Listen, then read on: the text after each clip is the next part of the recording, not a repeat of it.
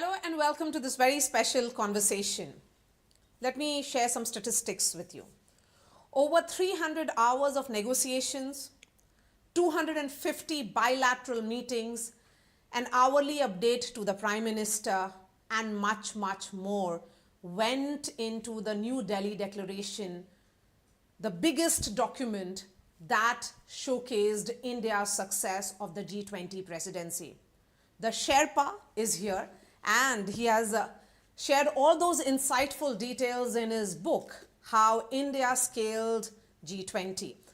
Mr. Amitabh Kant, thank you so much for your time here. The inside story of the G20 presidency must be told, and who better to chronicle it than you, sir?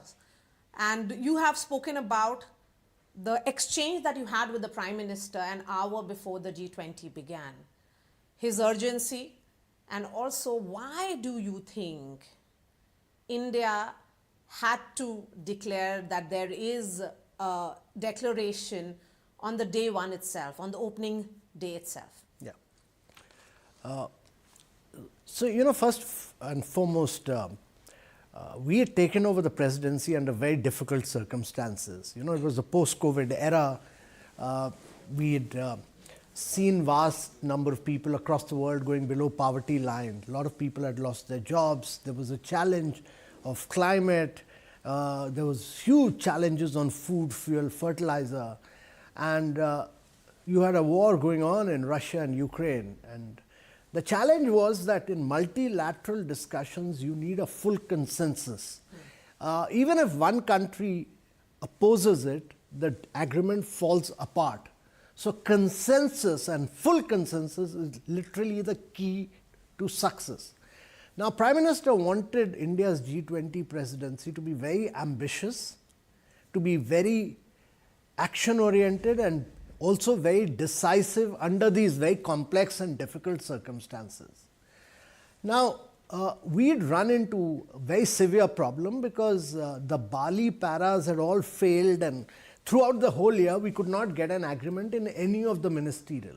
All ministerials had ended up in a deadlock because of the Russia-Ukraine para on which everybody had failed. I mean, it's not just the United Nations, the Security Council, every multilateral forum had failed, and throughout the whole year, we had failed. And the chances of our failure were very high, and it was very important to clinch it. This one particular para, it's not the entire document, one particular para, the Russia-Ukraine crisis, we had to take all the Sherpas out of Delhi, 70 kilometers away from Delhi. And when we started negotiating, we were doing it on a single laptop. We did not allow any mobile to get in because a single photograph of what was being discussed would have wrecked the entire document. And therefore, that one particular para took us 300 hours of negotiation and 250 bilaterals. That particular para failed 16 times. The 17th time it succeeded.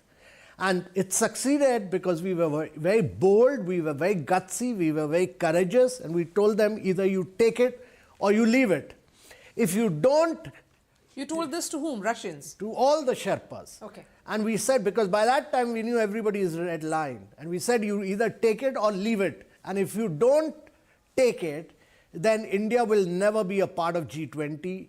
The Prime Minister had said this very clearly to me, that please tell them that if it's also the responsibility of all other countries to arrive at a consensus. And if G20 fails after United Nations has failed, then India will not be a part of G20. India would rather work with BRIC, work with IPSA, rather than working with G20. So I had to tell them that either you take it now, after so many hours of negotiation, after I've taken care of all your concern in the draft. If you don't accept it, then India will not be a part of G20. India would rather work with BRIC and IPSA.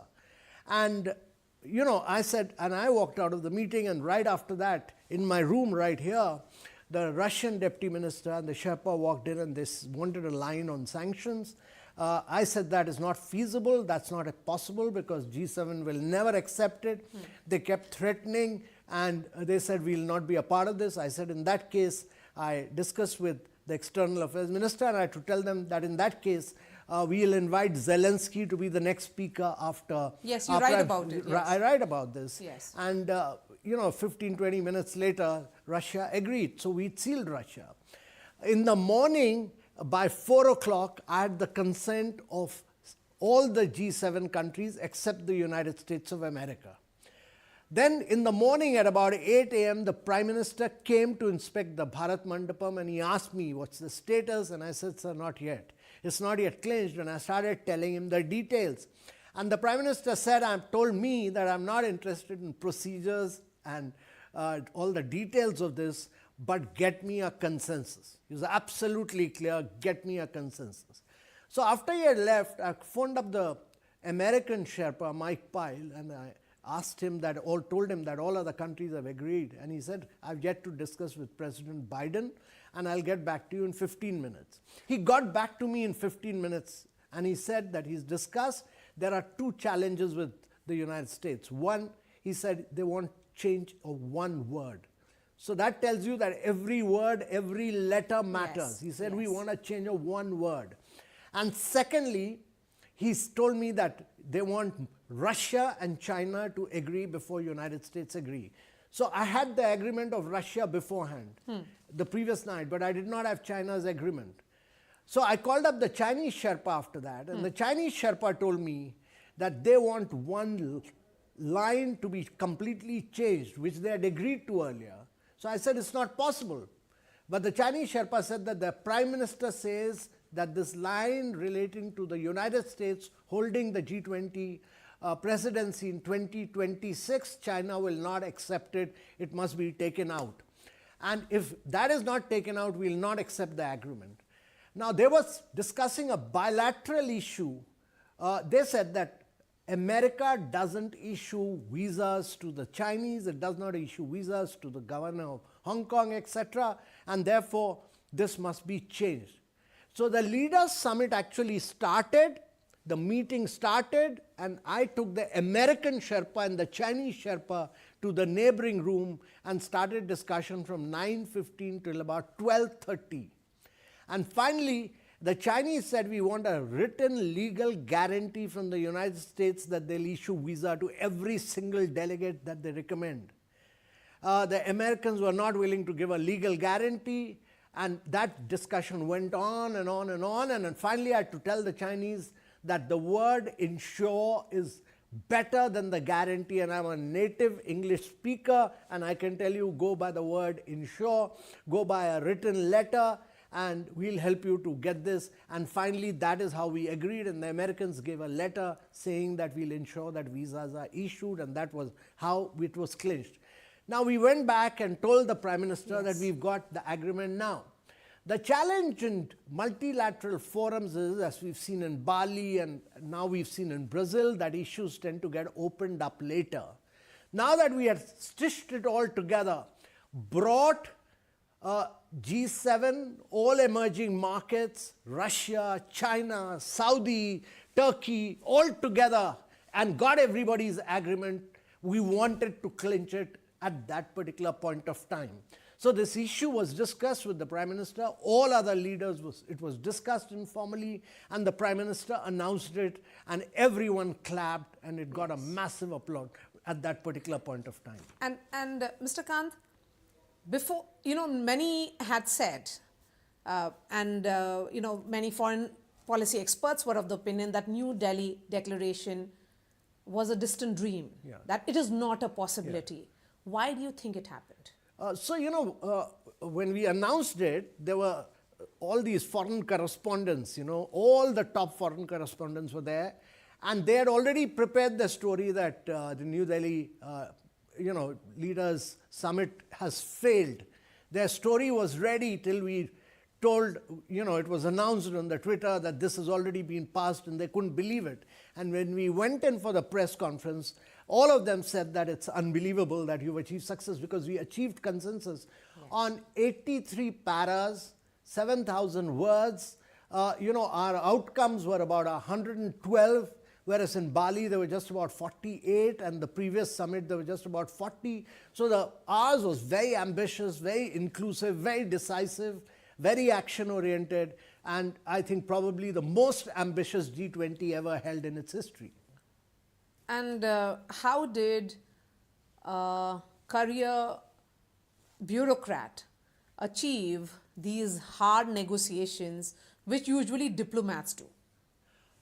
So, well, I had the advantage of having been the CEO of Niti Aayog. So many of these issues which are complex, climate, women-led development, and which is another story of women-led development, and so on, and sustainable development goals and developmental issues, I was quite familiar with. But I must credit my team. I had an excellent team of Abhay Thakur, of Nag Naidu, Ashish, and Inam. All of them were excellent diplomats, and all of them were top class. So I had the support of everyone, and I think it was great teamwork. And more than anything else, it was the stature of the Prime Minister. He delegated us a lot, and because of that, we were very bold. We were gutsy, and actually, if you look at the process of negotiations throughout, we were pleading, we were cajoling, but we were also threatening, we were intimidating, we were being very tough. India's negotiations were pretty ruthless and brutal towards the end. Very, very, if I look back and say we were very, very ruthless in our negotiations, and that's why. And that happened because we had the full backing of our leader. The challenge for a Sherpa is that he has to take his leader on top of the Mount Everest. And he was the leader, I was only a Sherpa. So if the leader doesn't have broad shoulders, he doesn't have a stature, if he's not strong enough, if he's not bold and gutsy, it's impossible. So I could steer many things because I had the confidence that what I would do, I'll get his full support. And I've been sending him a situation report on a regular basis. Not once was I questioned on anything. So I exercised full freedom, I had all the courage because of my leader. Mr. Kant, you write that it was not just about hosting a successful summit, but it was about leveraging it as a catalyst for India's own transformation. India had to send this message to the world at a time when the world was divided like never before. The divisions were sharp. You had life conflicts in the backdrop as well. And then you managed a successful G20 summit. Right in the beginning, when I was asked to become the G20 Sherpa, the Prime Minister told me that you have to do this presidency in a very, very different manner. Because in every country, there are, G20 meetings are held in the capital city. Yes. So the Prime Minister said that you have to take it to every state of India, every union territory, and you have to convert this into a people's movement, a Jan Andolan, and involve schools and colleges. So his ambition was very different. And he called a meeting of the chief ministers and the governors, where he made me do a presentation. And it was, just to tell everybody along. And I must say, as a consequence of his leadership, every state, every union territory, it's a great example of cooperative federalism. Everyone participated very vigorously, and it helped us to promote the soft power of India by, promoting the states' brands. So the states were promoting their culture, their art forms, their cuisine, and they were promoting their one district, one product in every meeting. So we could display Rajasthan, Kerala, Andaman, Lakshadweep, Northeast, all of them were displayed. I mean, we really used this opportunity to market India in a very big way. And, so it was very differently done. And he wanted the content to be very ambitious. So that was really the tough job, that in the midst of all these conflicts, and you had other challenges. China saying right from the beginning, we will not accept Vasudev Kutumbakam. We will not accept women-led development. We will not accept, lifestyle for sustainability.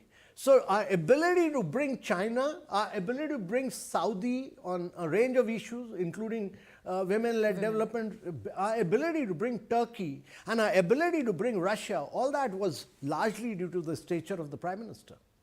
And Mr. Kant, many say that the success of the democratic exercise which followed in Jammu and Kashmir was that Jammu and Kashmir became part of that integrated showcase during the cultural diversity theme, which was which loomed large during the entire G20 summit. And Srinagar and all those constituencies saw record voter turnout during Lok Sabha polls. Among multiple cities which you have spoken about, which city do you think particularly embraced G20 summits in the way you would have wanted? Oh, Srinagar was remarkable. I mean, Srinagar was just spectacular. The people came out, every single country came and participated. Imagine every single country participated in that.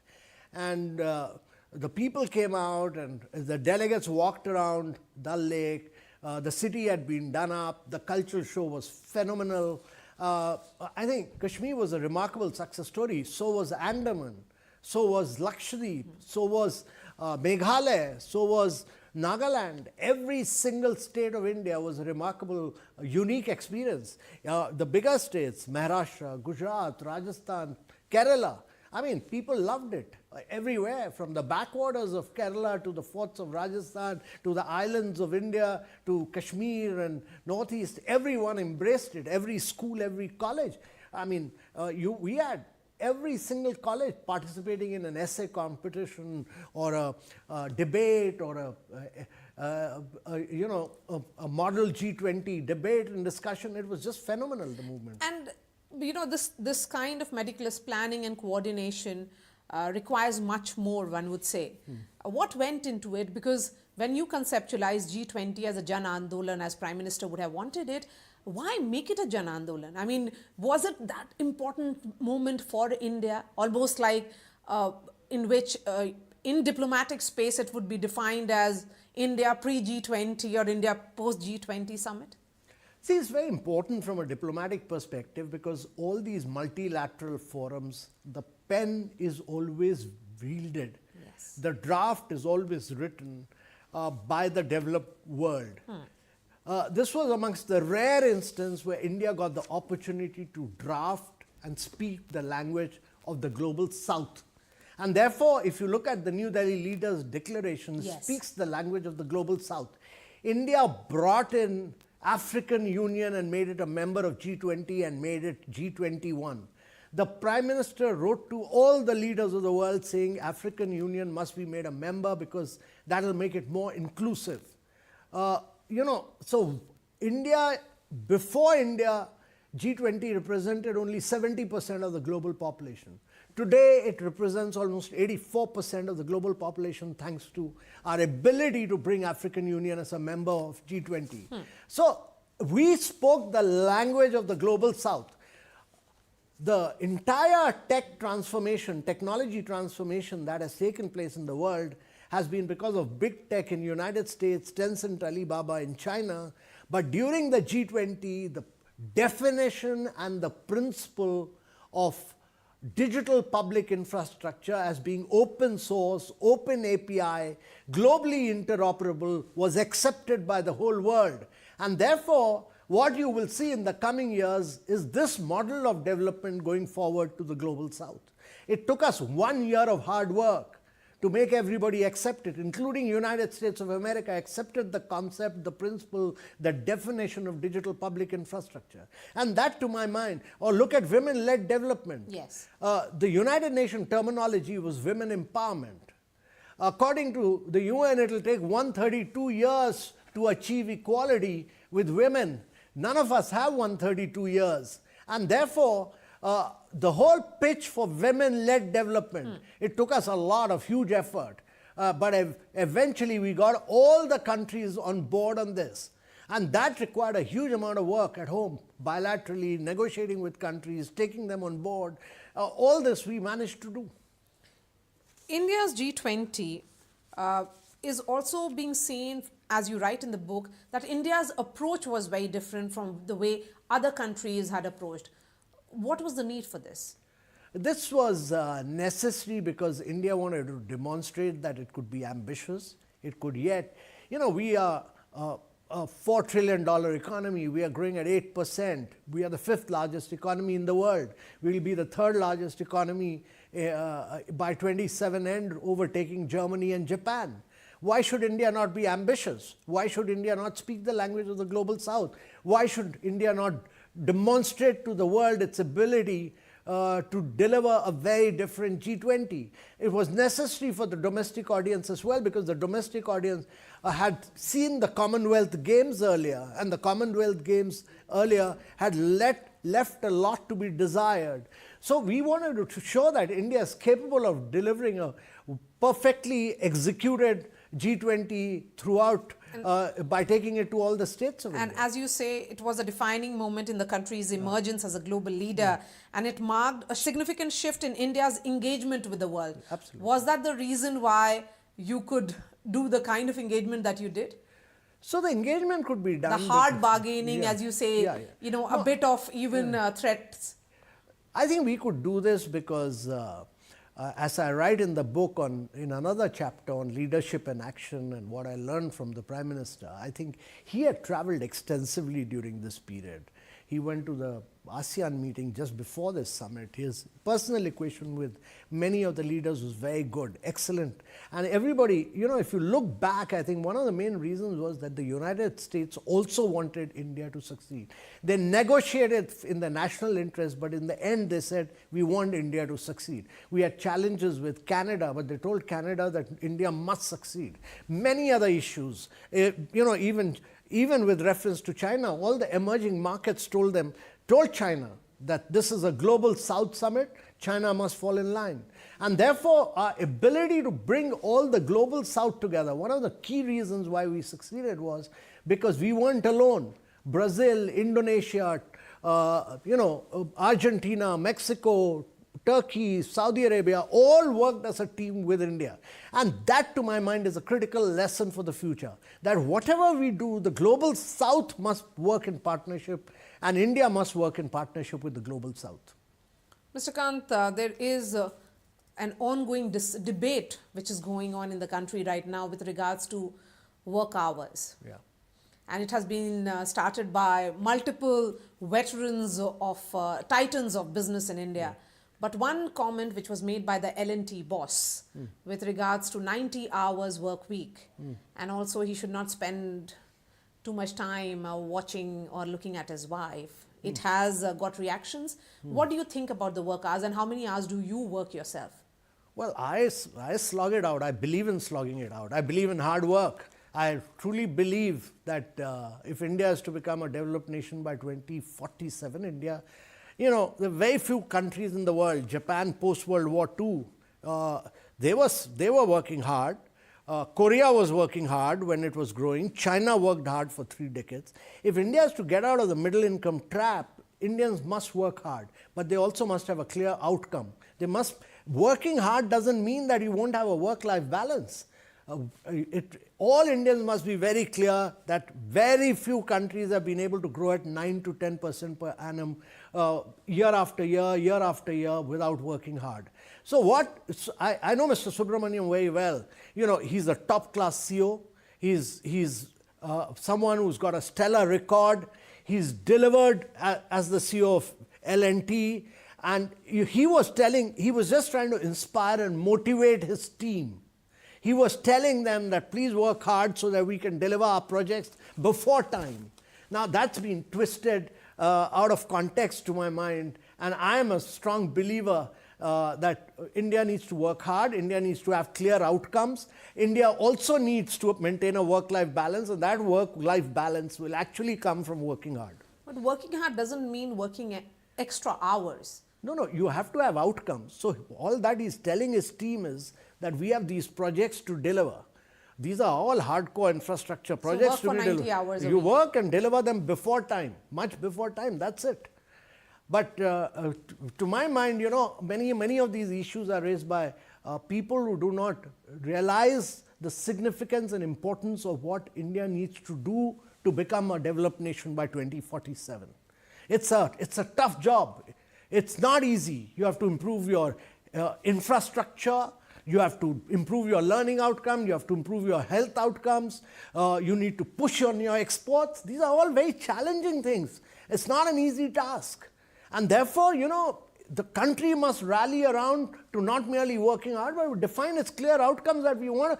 PM has set an outcome, and that outcome is that we must become a developed nation by 2047. What does it mean?